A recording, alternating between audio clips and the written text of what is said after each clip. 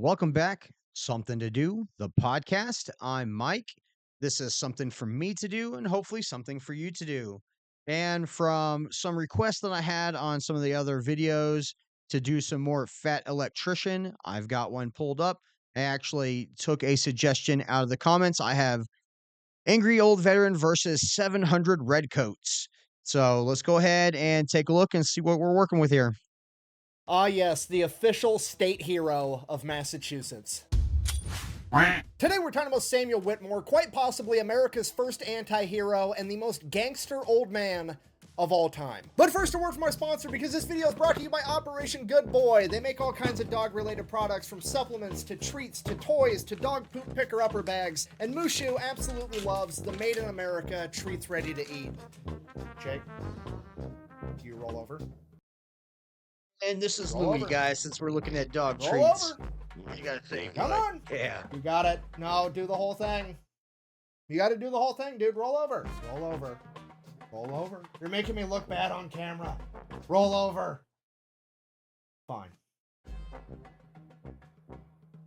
I don't feel bad, buddy. So yeah, check them out Louis at right here, he doesn't roll operationgoodboy.com. over. He Use does the other code tricks, though. CRACK15 for 15% off. Let's get back to the video. All right, Samuel Whittemore. We don't know much, but here's what we do know. He was born in Charlestown, Massachusetts in 1696. From there, he goes dark. We don't hear from him until 1721 when he gets married to his wife, Elizabeth Spring. Then he goes dark again. There's nothing of him in the historical record until 1744. At the age of 48 years old, he would fight in King George's War. And during that war, he held the rank of captain, leading an entire platoon of dragoons during the siege of Louisburg. If you don't know, dragoon is just a fancy word for cavalry, so think of like Malfoy's dad from The Patriot. Same thing. So that's cool, whatever, but here's the important part that nobody else ever brings up. Like I said, he's a captain, which is a way bigger deal than most people make it out to be, and here's why. There's really only two ways that you can become an officer in the British military at this point in time. Way number one, you are born into a wealthy British aristocratic family, and daddy's got a lot of money. That's like 95% of the British officers at this point in time. Or way number two, and way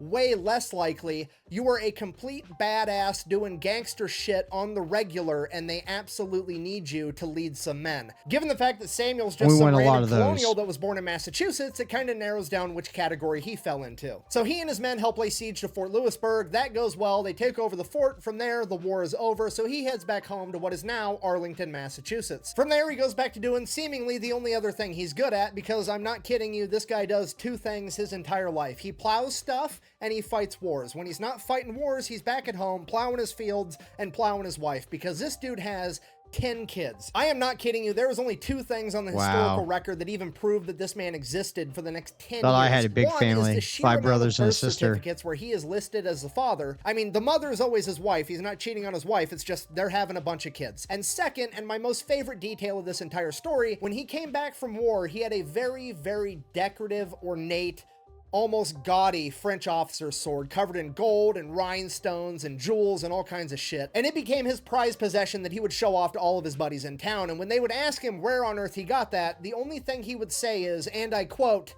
"The previous owner died suddenly. Fucking, I acquired it." All right, so fast forward 10 years. Plowing those fields. It is now 1754, and Attila the Whitmore over here is approximately 58 years old, and the French and Indian War breaks out. Now, does Sam have to go fight this war? Absolutely not. He is a 58-year-old man in the 1700s when the life expectancy is 60. He should be keeling over any minute now, but he also has 10 kids, so he's literally like, honey, I gotta go beat up the French again. Okay, bye. Almost 60, and you guys are complaining about Mike Tyson almost being 60. This guy was going off to fight. Making the switch to Shopify means designing an online store that expresses your brand. Sorry, I'm going to skip these YouTube ad guys. No, the French and Indian War is basically the Kingdom of France versus the British Empire, and both sides are backed by different Native American tribes. This is supposedly the war that Mel Gibson's character fought in The Patriot, and presumably where he got his cool tomahawk from. Now, I know what you're thinking. Did Sam Whitmore get a cool tomahawk too? No, he didn't. But what he did get was two that sword's good enough, right? Dueling pistols that were super cool. And you're never going to believe this, but the previous owner died suddenly.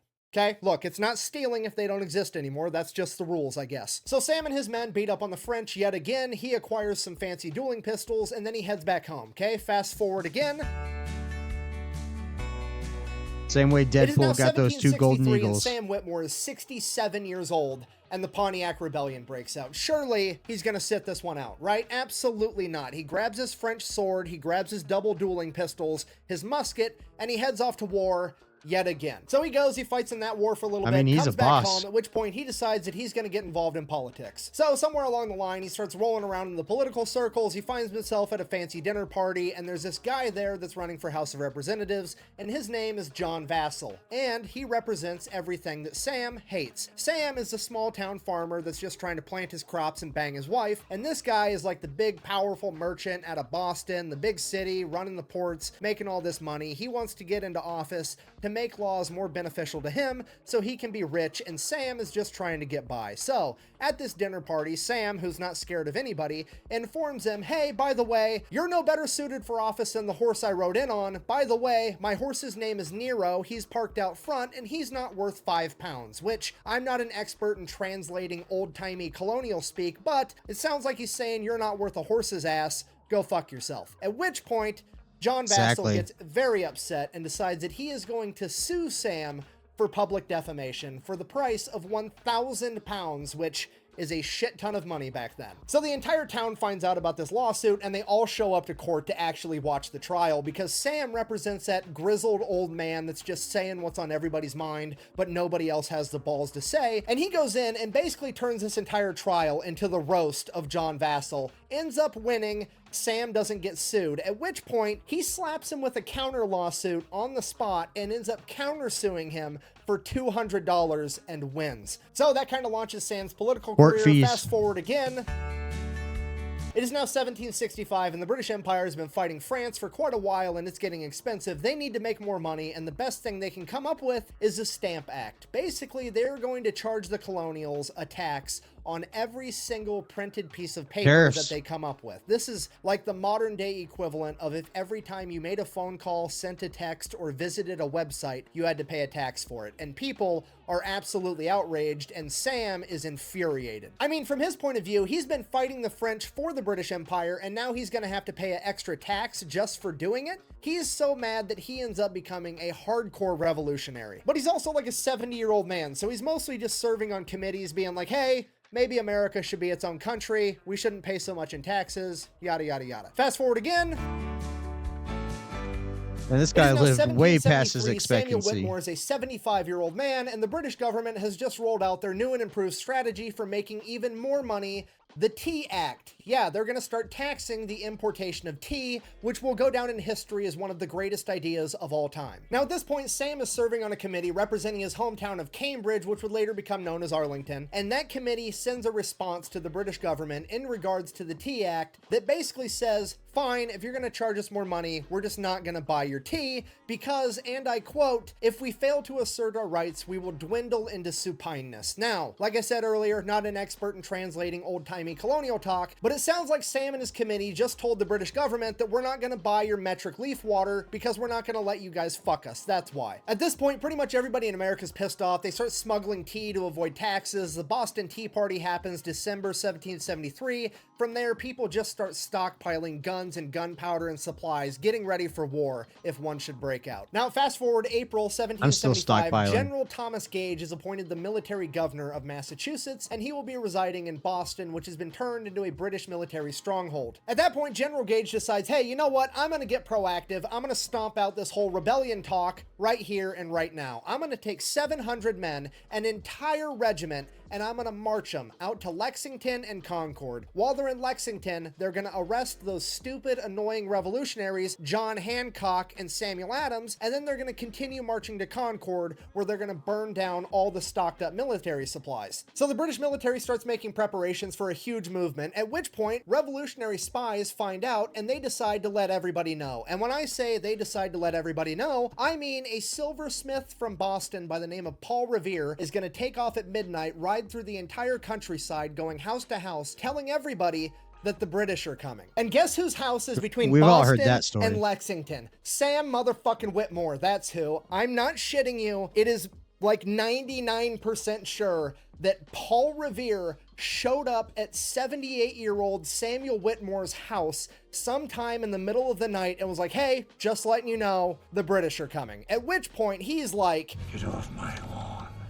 Then presumably Paul Revere's like, okay, whatever, I gotta go warn everybody else, and Samuel goes back to bed. That morning, April 19th, 1775, the British are marching and they're almost to Lexington, and they are cut off by 77 Minutemen, led by a man by the name of John Parker. John Parker orders the Minutemen to, quote, stand your ground, don't fire unless fired upon, but if they mean to have war, let it begin here. So the British roll up with 700 trained professional soldiers and tell these 77 Minutemen, literally farmers that just picked up whatever guns they had around, and told them, disperse you rebel scum. At which point the Minutemen are like, nah, we're good. We're gonna stay right here. That's right. And Fuck so off. are you. And that's exactly what happens. They just stand there staring at each other from across this field, with the British officer not knowing what to do because he has to get to Concord to get rid of these supplies because those were his orders, but he also doesn't want to open fire on these guys because that will mean the start of the Revolutionary War. So they just stood there, seemingly forever, in formation, ready to throw down, waiting for the other guy to make the first move. And suddenly from the American side, a gun goes off. Nobody knows who fired, nobody knows why, but this was the shot heard around the world that would start the Monkelis did American it. Revolution. And for all I we saw know, that it in could Full have been Metal. some old farmer that just dropped his gun.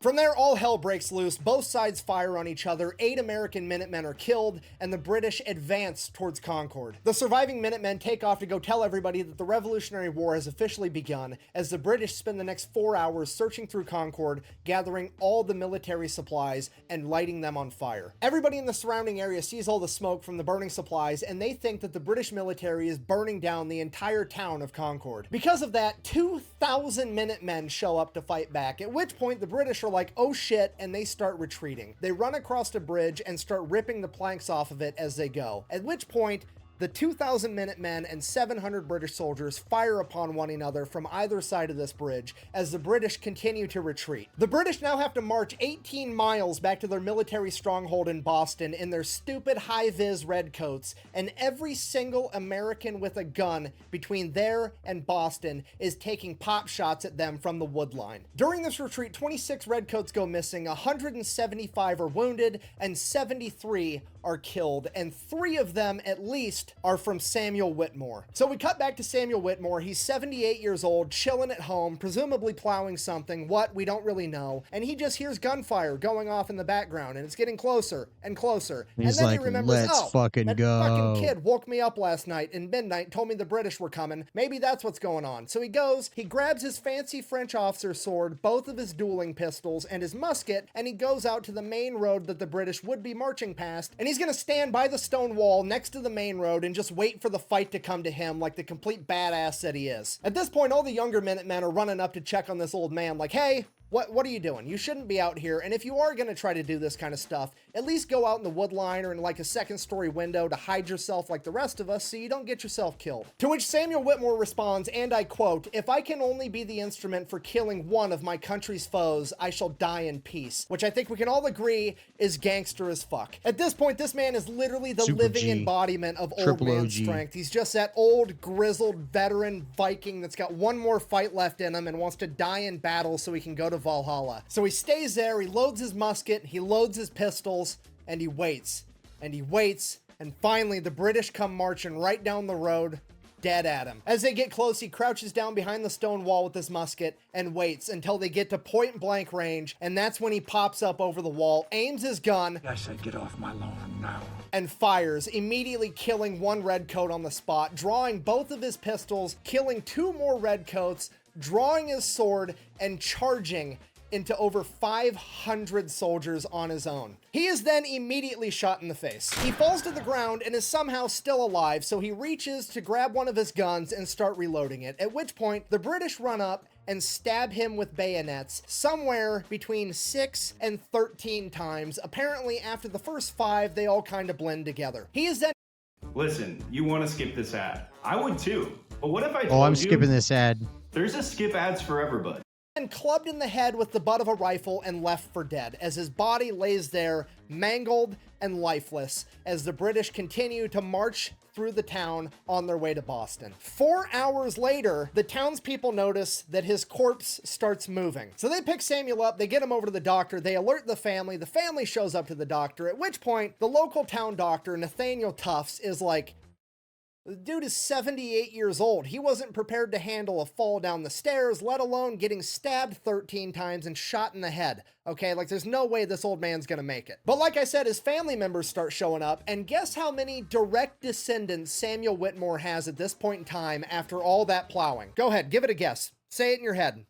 Okay, you got your number? 65. Okay, he's got 185 Shit. living descendants. Okay, he's got 5 generations beneath him. He's got kids, grandkids, great-grandkids, great-grandkids squared, and great-grandkids cubed. 185 people showing up to the doctor like, hey, save grandpa. At this point, poor Dr. Tufts is like, dude's gonna die, but I'm not about to tell 180 grandkids that, so I'll try my best. So he does what he can. He bandages him up and sends him home with his family, and they take care of him for the remainder of his days. And when I say the remainder of his days, what I mean is, let me check my notes real quick.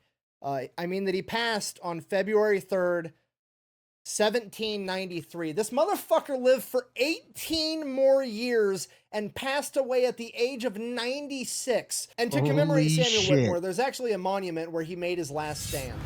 Buh! You said that he was 78 during his last stand and 96 when he died, and that clearly says that he was 98 when he died and 80 during his last stand. Why are you so dumb? Buh! Okay, look, I understand your point, and I also can kind of sort of read, and I realize the irony because this is literally written in stone, and I'm telling you that it's wrong, but it is wrong. That is the only source that says that he was 98 when he died and 80 during his last stand. Every other source says that he was 78 and 96. This has been proven to be false multiple times, but they don't want to change it because the monument's already so old. So yes, I'm sticking with what I said. But the most important part of this picture is to actually zoom in on the house in the background. That's Samuel Whittemore's original house where he lived his entire life, and it's still around today as a historical site in Arlington, Massachusetts. And that monument, Man, if is in I'm the ever front in yard. massive So if you're two not picking shits, up I'm what gonna have to putting go down, see what I'm that. trying to tell you is, in conclusion, this has been the story of America's first and oldest gangster, a 78-year-old grizzled veteran that woke up Samuel on the first Whittemore day of is the a G. American Revolutionary War and decided to casually go 3-0 while telling the entire British Empire to get off his lawn. Thank you for watching. Best way to support the channel is go buy some merch over at thefatelectrician.com. Their original Whack, bang, grumpiest old man. out. The guy is a gangster. I've never been more excited for a future t-shirt design. I can see it now. America's original gangster, get off my lawn. Samuel Whittemore with 2 cross-dueling pistols and a sword. It's gonna be fantastic. He lived for 18 more years after getting stabbed and shot in the face. That's awesome. Man, the Fat Electrician, man, this guy is great at telling some stories, man. I wish I had microphone skills like this guy. I'm working towards it. This guy's a black belt with my white belt, but hey, I'll get there, guys. I appreciate everybody tuning in. If you made it this far, please subscribe to the channel. Help me grow. Hit a like on this video and hit the notification bell so you know when more videos drop. Let me know in the comments, guys. The next video, one with the most suggestions, is the one I'll do next. I appreciate everybody. See you guys on the next one. Peace out.